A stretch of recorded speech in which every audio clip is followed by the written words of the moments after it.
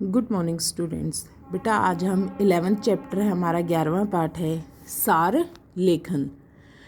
सार क्या होता है बेटा? सारांश लेखन लिखना कि सार को लिखना। किसी भी चीज़ अगर यानी कि हमारे पास कोई चीज़ बड़े रूप में दी हुई है, अगर हम उसको छोटे रूप में लिख रहे हैं संक्षिप्त रूप में, ठीक है, संक्षिप्त रूप में लिखना कैसे हम देखो बेटा, हम विचारों का आदान प्रदान हम बोलकर भी करते हैं, लिखकर भी करते हैं, ठीक है। आज इतना भाग दौड़ भरा हमारा जीवन है कि हम लंबी बातें करते ही नहीं, ना लिखते। सिर्फ हम छोटी सी हर बात को छोटे से छोटे रूप में हम उसको कहना चाहते हैं, और यही चीज़ है, ठीक है ना। देखो इतना ज़्यादा है कि हमारा जो जीवन है उसमें भाषा की जो भूमिका है, ठीक है, वो बहुत ही अधिक महत्वपूर्ण होती है, ठीक है। आपने काफ़ी सारे लोगों को कहते हुए सुना है कि जा जा काम करने दे, फालतू बातें मत कर, सुना है ना। अब देखो बेटा, उसने कितनी बड़ी बात कही कि जाओ जाओ मुझे अपना काम करने दो, मुझे फालतू बातें नहीं करनी है। अगर इसी रूप को वो विस्तृत रूप में कहता तो कितना टाइम लगता उसको।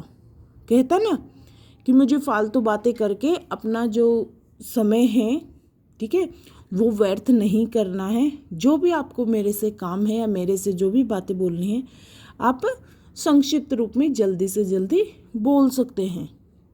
यानी कि ये क्या होगा बेटा, हमने उन बातों को बढ़ा दिया, ठीक है। उसने क्या किया, संक्षिप्त रूप में कहा था। हम न्यूज़पेपर पढ़ते हैं, अखबार पढ़ते हैं बेटा, उसमें क्या है, सारी चीज़ें क्या है, संक्षिप्त रूप में कही जाती हैं, लंबी चौड़ी तो नहीं कही जाती ना ज़्यादा, ठीक है। अब बेटा देखो, हमारे पास दो शब्द होते हैं, सार लेखन और भाव पल्लवन। अब उनमें है ना, पहले अंतर देखो बेटा, जो भी पैराग्राफ आपके पास दिए जाते, जितने भी अनुच्छेद दिए जाते हैं, ठीक है, ये जो हमारे अनुच्छेद होते हैं ये क्या होते हैं, विस्तृत होते हैं, ठीक है। उन सार क्या है, जब उनका सारांश करते हैं तो ये क्या होता है, संक्षिप्त होता है। कोई भी जो भी अनुच्छेद हमारे पास दिए हुए होते हैं, ठीक है, जितने भी होते हैं, हम ऐसे लिखते हैं, निबंध लिखते हैं, क्या करते हैं, बढ़ा चढ़ा कर ही तो बातें कहते हैं ना। तो जितने भी हमारे निबंध हो जाएंगे, जब उनका हम संक्षिप्त रूप जो निष्कर्ष हम निकालते हैं, वो क्या है, हमारा सार ही तो है। क्योंकि हमने उसको क्या है, 1/3 बात में, यहाँ पर अगर आपकी 20 लाइनें हैं तो यहाँ पे हमारा 2 से 3 लाइन्स में काम चल रहा है। तो ये क्या है, ये विस्तृत रूप है, और ये छोटा रूप है जिसको हम सार कहते हैं। अगर हम इस सार को पढ़ते हैं, सारांश को हम पढ़ते हैं, तो हमें इस पूरे अनुच्छेद की विस्तृत जानकारी हो जाती है, ठीक है। ये है बेटा सार, यानी कि छोटा करना उस चीज़ को। अब बेटा अगर वो चीज़ पहले ही छोटी हो, ठीक है, अब सपोज करो आपको सार दे दिया कि इसको पढ़कर आप अनुच्छेद लिखिए, निबंध लिखिए, तो आप उसको क्या करोगे, निबंध के लिए बोला है, कोई सार दिया है, ठीक है, कोई भी सारांश दे दिया आपको, उसको लिखकर ये बोल दिया, ठीक है। देखो दहेज प्रथा लिख दिया उसने, ठीक है, 2 ही शब्द है। अब दहेज प्रथा क्या है, सिंपल सा क्वेश्चन, क्या है, तो आप इसको क्या करोगे, बड़ा करके बताओगे। अब उसने या फिर वो बोल दे दहेज प्रथा पर निबंध लिखिए, उसने क्या है, 1 लाइन में आपसे बात कही है, लेकिन आपका निबंध क्या है, यहाँ के क्या होगा, 20 लाइन्स में आप उसको लिखोगे। ये क्या है, बड़ा हो गया है। जब वो चीज़ छोटे से बड़ी करते हैं हम, तो वो क्या कहलाती है बेटा, भाव पल्लवन। अब अगर हम देखो बड़े से छोटा किए तो वो क्या है, सार है। अगर हमने छोटे से उसको बड़ा कर दिया तो क्या है, वो हमारा भाव पल्लवन। जितनी भी हमारी सूक्तियाँ हैं, कहावतें, मुहावरे जितने भी हैं, वो सारी क्या हैं, हमारी छोटे ही चीज़ें हैं, ठीक है। उनको अगर हम बड़ा विस्तृत रूप दे रहे हैं तो क्या है, हमारा भाव पल्लवन है, ठीक है ना। अब भाव पल्लवन हमने देख लिया। अब बेटा जब भी हम सार लेखन के रूप ये देख लेते हैं, आप सब जान चुके हैं कि विभिन्न क्षेत्रों में सार लेखन की क्या उपयोगिता है, अलग अलग क्षेत्रों में अलग अलग इसके काम हैं। हाँ जी बेटा, जैसे बेटा समाचार लेखन है, समाचार लेखन में हमें किसकी ज़रूरत होती है? सार लेखन की। इसमें क्या है बेटा, बात तो लंबी होती है, अधिक शब्द होते हैं, लेकिन उनको कम शब्दों में हमें कहने की ज़रूरत होती है। इसी प्रकार से बेटा विस्तृत लेखन को संक्षिप्त रूप में प्रस्तुत करने से पहले हम क्या करते हैं, मूल भाव या विचार हैं उसको पुष्ट करने हेतु जो बिंदु हैं उनको नोट हम कर लेते हैं, ताकि सार लेखन हमारा अच्छे तरीके से चले। ठीक है बेटा, इसके मुख्य बिंदुओं को हम नोट करते हैं सार के। इसके साथ साथ बेटा कई बार आपने उपन्यास, कहानी है, उसके भी हम सारांश को लिखने का प्रयास किया है ना हमने। तो वो क्या है, लेखन की सामग्री और जो भाषा है वो एज इट इज़ रहे, सिर्फ हम अपने लिए सारांश लिखते। बेटा देखो, हमारे जितने पाठ है हम आपको बोलते ना कि सारांश लिखो, ठीक है, तो वो क्या है, ताकि वो चीज़ साहित्य की भाषा तो वैसी ही रहे, सिर्फ हम अपने समझने के लिए उसको क्या है, अपने शब्दों में लिख ले। इसके बाद बेटा अनेक शब्दों के लिए एक शब्द। बेटा अभिव्यक्ति है, ठीक है, अभिव्यक्ति में कशावट लाने के लिए हम अनेक शब्दों, वाक्यांशों का क्या है, उनके लिए एक शब्द का प्रयोग करते हैं। हिंदी में असंख्य शब्द हैं जिनके लिए हम ऐसे शब्द यूज़ करते हैं। देखो बेटा, भले बुरे का विचार न रखने वाला कौन है, अविवेकी, हम ये सारे शब्द यूज़ करते हैं ना, ठीक है ना, करते हैं ना ये सारे शब्द। जो निंदा के योग्य ना हो, अनिंदे बोलते ना।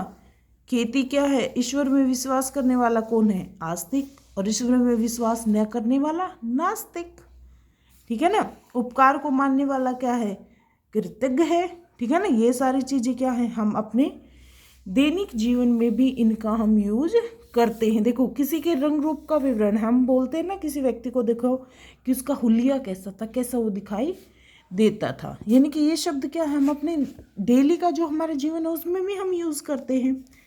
अब बेटा सार लेखन की जो प्रक्रिया है या सार लेखन जब हम लिखते हैं तो उसमें बेटा हमें कुछ बातों का ध्यान रखना चाहिए।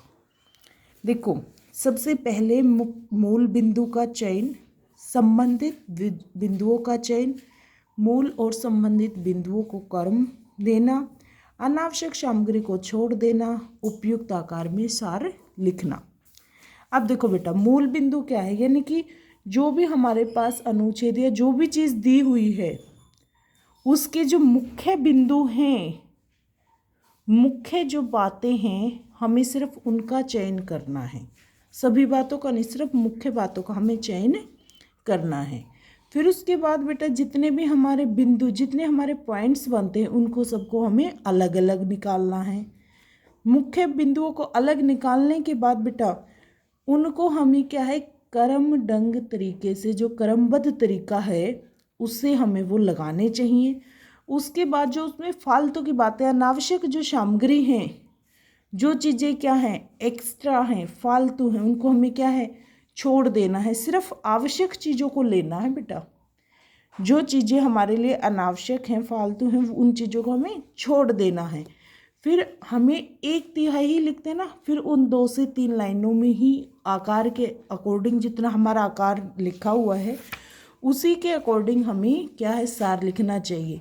सारांश को लिखने से पहले बेटा हमें उस मूल सामग्री को 2 से 3 बार जरूर पढ़ना चाहिए। जब बेटा उस चीज़ को हम 2 से 3 बार पढ़ेंगे तभी क्या है, वो हमें स्पष्ट भी हो जाएगी और एक प्रभावपूर्ण तरीके से हम उसका जो सारांश है वो भी हम लिख सकते हैं।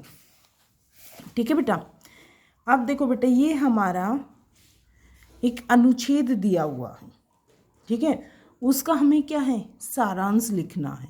अब देखो, भारत का काव्य रूपी आकाश मंडल अगणित प्रभापूर्ण जुगनुओं से देदी उपमान है, पर तुलसीदास का तेज उज्ज्वला और चमत्कार तथा उसकी प्रदीप्त क्रांति और कीर्ति सबसे बढ़ चढ़कर हैं। वे इस आकाश मंडल के असंख्य तारों के बीच मध्यकालीन प्रचंड मार्तंड के समान प्रकाशमान हैं। किसी ने कहा भी है कि तुलसीदास हमारे ही नहीं, हमारी आगामी संतानों के लिए भी एक अनुकरणीय और अनुपम आदर्श है। जो स्थान अंग्रेजी साहित्य में शेक्सपियर का है, उससे कहीं ऊंचा स्थान हम हिंदी साहित्य में तुलसीदास जी को देते हैं। क्यों और क्यों न दे? ये कोरे कवि नहीं थे, वरन ये तो एक अद्वितीय चरित्र वाले कवि सम्राट, परम उच्च श्रेणी के संत, राम के अनन्य भक्त, धर्म और नीति के पथ प्रदर्शक, दार्शनिक, गंभीर तत्वों का सरल शब्दावली में समझाने वाले उपदेशक और भविष्य के गर्भ में निहित घटनाओं को बताने वाले महात्मा भी थे। अब देखो बेटा, बातें तो काफ़ी सारी हुई हैं, लेकिन मेन बातें क्या हुई है? मेन बातें देखो बेटा, तुलसीदास जी का जिक्र आया है, उनके बारे में बताया गया है कि वो क्या क्या थे, यही आई है। अब देखो, हम सिंपल बातें लिख सकते हैं कि क्या है, भारत में असंख्य श्रेष्ठ कवि असंख्य कवि हुए हैं, लेकिन उनमें से तुलसीदास जी का क्या है, स्थान सबसे ऊपर है। क्यों? क्योंकि वो पथ प्रदर्शक, दार्शनिक, ठीक है, राम भक्त, सरल भाव में गूढ़ार्थ, सरल जो भाषा है उसमें गूढ़ार्थ बात करने वाले उपदेशक, भविष्य ज्ञाता, ठीक है ना, क्योंकि क्या है, वो भविष्य ज्ञाता है, या भविष्य दृष्टा भी लिख सकते हो, भविष्य दृष्टा भी थे। हम ये बातें लिख सकते बेटा। अब देखो, हमारे पास सिर्फ 4 लाइनें हुई है ना। देखो, 2-3 शब्द तो हमारे ये वाले निकल के आए हैं। क्या है, राम भक्त है, संत कवि हैं, तो संत राम भक्त, ये अनन्य शब्द हमें लिखने की जरूरत ही नहीं है। धर्म नीति के पथ प्रदर्शक, सीधा पथ प्रदर्शक लिखने की ज़रूरत है, ये हमें लिखने की ज़रूरत ही नहीं है। तो हमने क्या बेटा, हम अपने सार को और अधिक प्रभावशाली डाल सकते हैं जब वो संक्षिप्त हो। जितना संक्षिप्त हम सार लिखते हैं उतना ही वो प्रभावशाली होता है, ठीक है बेटा। इसके अलावा ऐसे एक और एग्जाम्पल हमारे सामने दिए हुए हैं, ठीक है ना, क्योंकि बेटा जब भी हम कोई भी एग्जाम्पल पढ़ते हैं तो वो चीज़ ऐसी होती है। इसके साथ साथ बेटा जो सरकारी कार्यालय हैं उनमें भी सार लेखन होता है। अब कई बार बेटा क्या है, क्या पूरी फाइल लिखी हुई होती है, आपको आसपास सफाई करवानी है, ठीक है, आप पत्र वहाँ पे लिखते हो, क्या आप वहाँ पे पूरी जहाँ पे जितनी गंदगी फैले क्या उसकी पूरी डिटेल देते हो? नहीं, सिर्फ वहाँ का पता देते हो कि वहाँ पे सिर्फ गंदगी है, ये तो नहीं बताते ना गंदगी में क्या है, नहीं बताते ना। कोई भी चीज़ अगर आपको लिखनी है, आप बीमारी के लिए अध्यापिका को या प्रिंसिपल को, आप जिसको भी पत्र लिखते हो, आपको कुछ काम करवाना है अध्यापिका से, तो आप क्या उसको पूरी डिटेल लिखते हो? नहीं ना। आप जब भी अपनी एप्लीकेशन लिखते हो तो उस पर सिंपल लिखते हो कि मुझे ज़रूरी काम है या आप बीमार हो इसलिए छुट्टी चाहिए। क्या बीमारी की भी पूरी डिटेल लिखते हो कि आपको सुबह बुखार हुआ, दोपहर फिर आपने गोली ली, उसके बाद दोपहर को बुखार आपका ठीक हुआ, उसके बाद फिर आपने एप्लीकेशन लिखी है? नहीं लिखते ना बेटा, सिर्फ हम सारांश लिखते हैं, एक मोटे तौर पे लिखते हैं कि क्या बात हमें कही गई है, ताकि क्या है उन छोटे रूपों को ही अब जो प्रधानाचार्य है वो देखे और क्या है वो हमें छुट्टी अलाउ करती है ना। अगर वो इतना लंबा पढ़ने बैठेगी तो कैसे? तो वो है कि जब भी हम सरकारी जो काम है उसमें भी अगर कोई पत्र डालते हैं तो उसमें क्या है, हम संक्षिप्त रूप में ही सार का ही प्रयोग करते हैं, ठीक है बेटा। ये हमारा पूरा पाठ है वो हो गया बेटा। सारांश में हम लोकोक्ति, मुहावरे, अलंकार, इन सब का हम प्रयोग कर सकते हैं, ठीक है। कोई ये नहीं कि आप मुहावरे नहीं यूज़ कर सकते, आप अलंकार नहीं कर सकते, लेकिन उदाहरण हम प्रयोग नहीं कर सकते, क्योंकि बेटा जब भी हम किसी चीज़ का उदाहरण देते हैं तो वो चीज़ क्या है, लंबी हो जाती है, ठीक है बेटा। ये हमारा जो पाठ है बेटा वो कंप्लीट हो गया। इससे नेक्स्ट वीडियो में हम उसका जो अभ्यास कार्य है वो करते हैं, ठीक है बेटा। ओके, थैंक यू बेटा।